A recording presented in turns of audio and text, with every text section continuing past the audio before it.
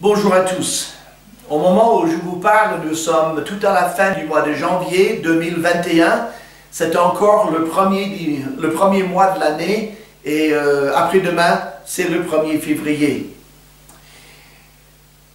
À la fin de ce premier mois et tout près de la fin de l'année précédente, j'aimerais vous parler du dernier. Le dernier. Jésus est le dernier, l'alpha et l'oméga.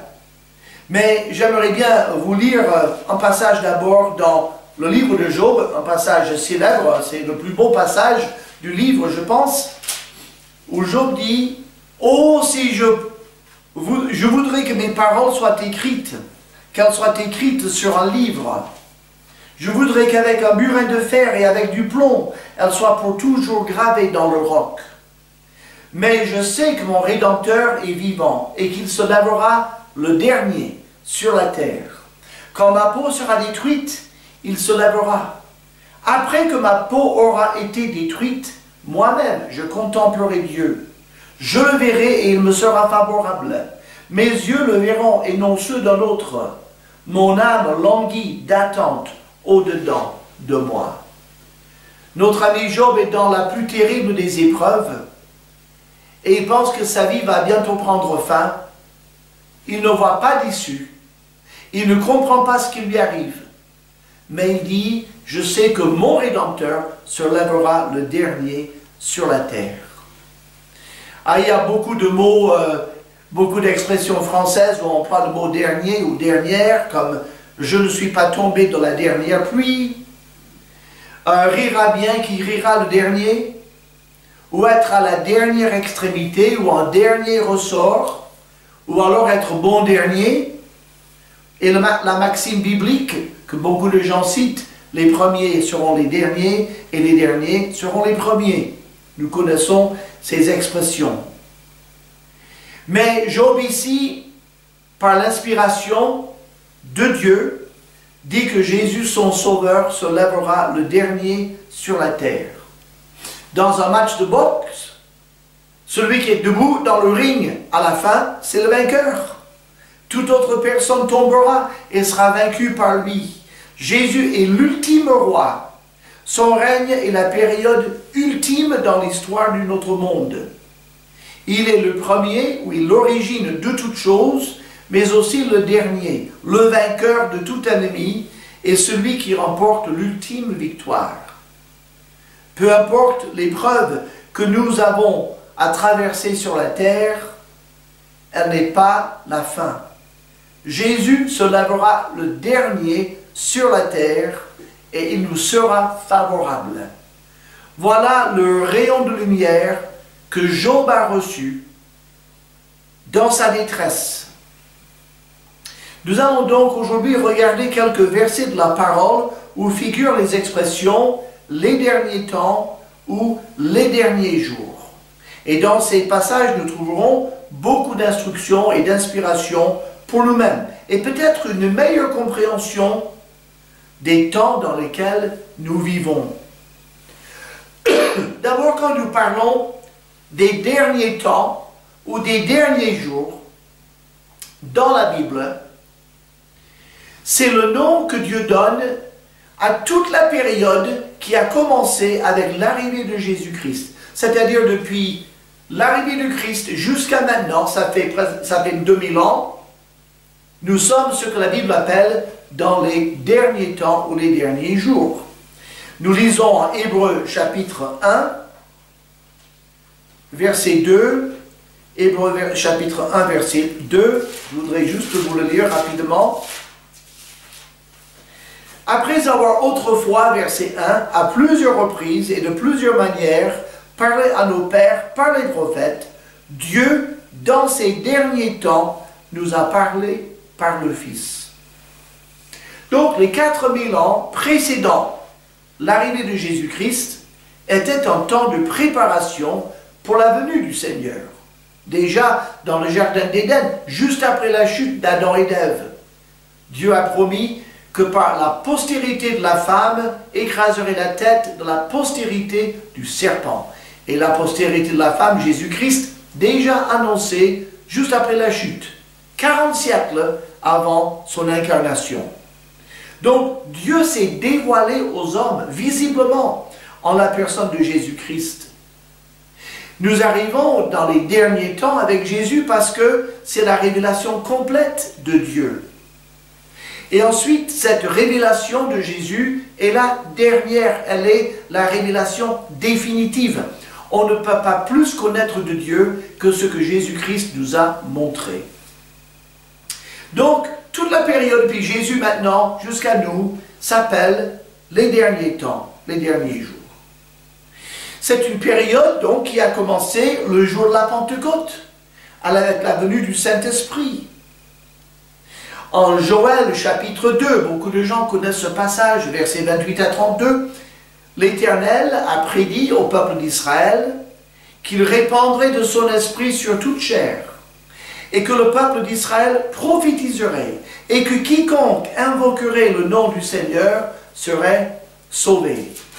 Et j'aimerais à ce titre vous lire ce que Pierre dit en citant cette même prédiction. Nous lisons en Actes chapitre 2, versets 17 à 21. « Dans les derniers jours, dit Dieu, et il cite Joël, je répandrai de mon esprit sur toute chair. Vos fils et vos filles prophétiseront, vos jeunes gens auront des visions, et vos vieillards auront des songes. Oui, sur mes serviteurs et sur mes servantes, dans ces jours-là, je répandrai de mon esprit, et ils prophétiseront. Je ferai paraître des prodiges en haut dans le ciel, et des miracles en bas sur la terre, du sang, du feu, et une vapeur de fumée. Le soleil se changera en ténèbres, et la lune en sang, avant l'arrivée du jour du Seigneur, de ce jour grand et glorieux. Alors quiconque invoquera le nom du Seigneur sera sauvé. » Alors ce passage, il annonce, il dit, dans les derniers jours. Et l'apôtre Pierre explique, les derniers jours commencent maintenant. Qu'avons-nous? Je répandrai de mon esprit sur toute chair. Ce jour-là, l'Esprit Saint a été répandu sur les 120 croyants dans la ville de Jérusalem. Pierre a prêché ce jour-là et il a dit, si vous croyez en Jésus-Christ, vous vous repentez et vous prenez position pour lui, il dit, vous faites baptiser, vous recevrez le don du Saint-Esprit. 3000 âmes ont reçu le Saint-Esprit ce jour-là. Ensuite, il a annoncé avec Jean le Saint-Esprit aux Samaritains, les demi-juifs. Ensuite, il est allé chez Corneille, un non-juif, qui a reçu le Saint-Esprit. Et le Saint-Esprit, donc, a été répandu sur toute chair, sur toutes les ethnies, pendant ces 2000 ans. Et il a dit que les enfants d'Israël prophétiseraient. Et effectivement, les apôtres et les prophètes ont prophétisé et ont fondé l'Église. Il a dit aussi, quiconque invoquera le nom du Seigneur sera sauvé. C'est le cas depuis 2000 ans. Quiconque vient à Jésus-Christ et place sa confiance en lui est sauvé. Et donc, il y a une partie qui n'est pas accomplie. Nous le lisons, on vient de le lire d'ailleurs, versets 19 et 20 notamment, des prodiges en haut dans le ciel, des miracles en bas sur la terre, du sang, du feu, une vapeur de fumée. Le soleil se changera en ténèbres et la lune en sang avant l'arrivée du jour du Seigneur, de ce jour grand et glorieux. Cela fait référence à la fin de cette période, à la fin de la tribulation, quand Jésus descend dans sa gloire pour détruire l'Antichrist. Et donc, ces signes annoncés par Joël et rappelés ici par Pierre concernent la fin des derniers jours. Mais nous sommes dans déjà cette longue époque que Dieu appelle les derniers jours. Donc, depuis 2000 ans, tout le message de salut est connu. Christ nous a présenté le Père, il a payé pour nos péchés. Donc, ce sont les derniers jours, Dieu n'ajoutera rien. Tout a été donné. En troisième lieu, cette période, ces derniers jours, c'est une période de décadence et d'hostilité à Dieu. Il y a plusieurs passages dans les épîtres qui nous le rappellent. Par exemple, 2 Timothée, Et je cherche dans ma Bible, plutôt 1 Timothée, chapitre 4. 1 Timothée, chapitre 4, mais l'Esprit dit expressément que dans les derniers temps, quelques-uns abandonneront la foi pour s'attacher à des esprits séducteurs et à des doctrines de démons. Par l'hypocrisie de faux docteurs portant la marque de la flétrissure dans leur propre conscience, ils prescrivent de ne pas se marier et de s'abstenir d'aliments que Dieu a créés pour qu'ils soient pris avec action de grâce par ceux qui ont connu, sont fidèles et qui ont connu la vérité, etc. Donc, c'est une société mauvaise, une société en pleine décadence. Jésus viendra pour sauver l'humanité d'elle-même et des griffes de Satan. En 2 Pierre chapitre 3, un autre signe des derniers temps et qui caractérise notre époque, c'est la moquerie. Et surtout la moquerie d'un Dieu qui, soi-disant, n'est jamais intervenu. Nous lisons en 2 Pierre chapitre 3, verset 3, « Sachez avant tout que dans les derniers jours, il viendra des moqueurs avec leur raillerie et marchant selon leur propre convoitise. Ils disent, où est la promesse de son avènement? Car depuis que les pères sont morts, tout demeure comme dès le commencement de la création. » Ce sont des moqueurs qui nient l'existence de Dieu. Ils disent, Dieu n'est jamais intervenu dans ce monde. Ils disent plus précisément aujourd'hui, Dieu n'a pas créé le monde, Dieu est mort ou Dieu n'existe pas, et tout ce qui existe est venu par le hasard et avec une longue période de temps. C'est l'évolution. Mais ils disent, Dieu n'est jamais intervenu dans le monde et on se dressera contre lui. Il n'a jamais jugé et il ne jugera jamais. Voilà la moquerie. Et Pierre leur rappelle, attendez, Dieu est intervenu déjà une fois, il a détruit toute l'humanité par un déluge et il interviendra une seconde fois où il détruira la terre et sa méchanceté par le feu. Donc, sur le plan de la moralité, nous vivons dans un temps de décadence. Sur le plan de la spiritualité, nous vivons dans un temps de moquerie et de blasphème contre Dieu. Sur le plan du matérialisme, les derniers jours sont marqués également, et même chez les chrétiens. Nous souvenons de ce que Jacques a dit dans son épître, Jacques chapitre 5, verset 1. « À vous maintenant riches, pleurez et gémissez, à cause des malheurs qui viendront sur vous. Vos richesses sont pourries, vos vêtements sont rongés par les teignes. Votre or et votre argent sont rouillés, et leur rouille s'élèvera en témoignage contre vous, et dévorera vos chairs comme un feu. Vous avez amassé des trésors dans les derniers jours. » Donc, en temps de grand matérialisme, il faut se souvenir que les chrétiens de Jérusalem, les chrétiens nouvellement convertis, ont vendu leurs affaires et ont donné l'argent aux apôtres. C'est le Saint-Esprit qui les a inspirés à faire cela, parce que la ville serait détruite par l'armée romaine quelques 40 ans plus tard. Mais là, Jacques écrit vers l'an 45, donc, et il dit à ces, peut-être des chrétiens, des gens riches en tout cas, ils disent, vous amassez des trésors dans les derniers jours.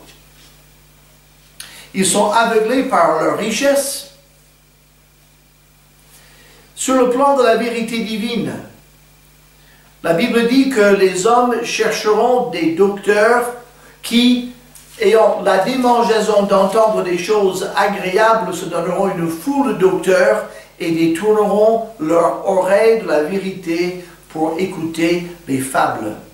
Et donc, de fausses idées vont circuler, même dans l'Église, et chez beaucoup d'âmes de l'Église, véhiculées par des responsables auxquels les gens font confiance.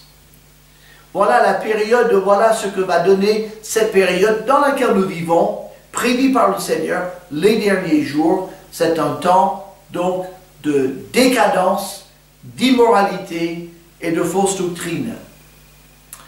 Mais, Dieu merci, les derniers jours, c'est une période de temps, et nous attendons ce moment, une période de temps où Christ interviendra personnellement. J'aimerais vous montrer un passage en Jean chapitre 6, Jean chapitre 6, où dans le verset 39,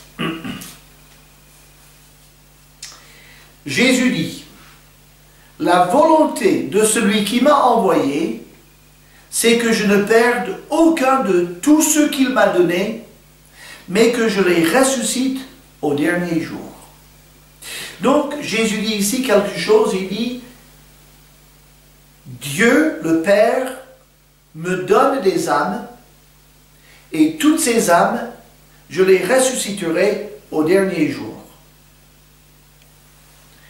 Dieu veut, verset 40, qui sont ces gens que le Père donne à son Fils, verset 40, « La volonté de mon Père, c'est que quiconque voit le Fils et croit en lui ait la vie éternelle, et je le ressusciterai au dernier jour. » Vous avez ici le plan et le programme entre le Père et le Fils.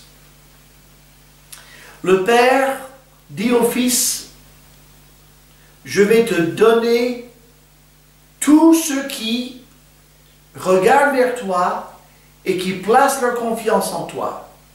Toutes ces personnes qui viennent à toi, je te les donnerai. » Ça sera ton épouse. Et ces gens-là, tu les ressusciteras au dernier jour. C'est magnifique ce projet et je suis tellement reconnaissant de faire partie de ce projet. J'ai eu le privilège de placer ma confiance en Christ, le bonheur de voir en lui mon sauveur. Et donc, nous savons que nous ressusciterons au dernier jour. Et puis, 1 Pierre, chapitre 1, verset 5, dans la première épître de Pierre, que nous retrouvons ici, et verset 5, Pierre dit à ses destinataires, « À vous, qui par la puissance de Dieu êtes gardés par la foi pour le salut, prêt à être révélé dans les derniers temps. » Qu'est-ce que c'est que ce salut? Le salut, c'est la délivrance. Jésus va nous délivrer, tous les croyants.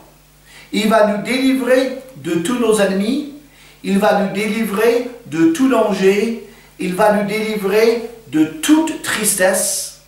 Il va nous donner une place dans sa demeure. Il va nous délivrer même de notre corps en nous donnant un corps semblable au sien. Et donc, nous sommes gardés par Dieu, par la foi, pour ce salut, pour cette délivrance que Jésus révélera au dernier jour. Et puis, Jean 12, verset 48 nous rappelle que Jésus va juger tout homme, tous les actes et toutes les paroles de tout homme. Il va intervenir comme juge. Il se lèvera le dernier sur la terre. Il va achever l'histoire de l'homme telle que nous la connaissons. Nous entrons peut-être en 2021 dans la dernière année dite de la grâce, où Dieu fait grâce en sauvant les êtres humains. Donc, cette période, les derniers jours, les derniers temps, c'est une période que Christ a introduite quand il est venu à Bethléem la première fois, et c'est une période qu'il achèvera en revenant. Il va revenir pour ressusciter, pour sauver, pour délivrer, pour juger. Jésus déclare, « Je suis l'alpha et l'oméga, le premier et le dernier, le commencement et la fin. » Jésus doit être, Jésus veut être l'ultime objectif de notre vie terrestre. Est-ce qu'il est l'objectif de votre vie? Est-ce que le but principal de votre vie et de la mienne, est-ce que notre but principal c'est de le glorifier, de vivre pour lui, de faire compter notre vie pour lui, parce qu'il a fait compter sa vie pour nous? Prions Dieu. Notre Dieu et Père, merci pour ces instants. Merci pour le fait que Jésus est le vainqueur ultime. Merci parce qu'il se lève le dernier. Il est le Tout-Puissant, le Souverain. Et nous te bénissons et te remercions de pouvoir le connaître personnellement par ton Esprit Saint qui habite en nos cœurs. Que tu sois honoré et glorifié pour tous les beaux plans, tous les beaux projets que tu as préparés pour nous, ton peuple, ton Église, tes enfants. En Jésus-Christ. Amen. Que le Seigneur vous bénisse.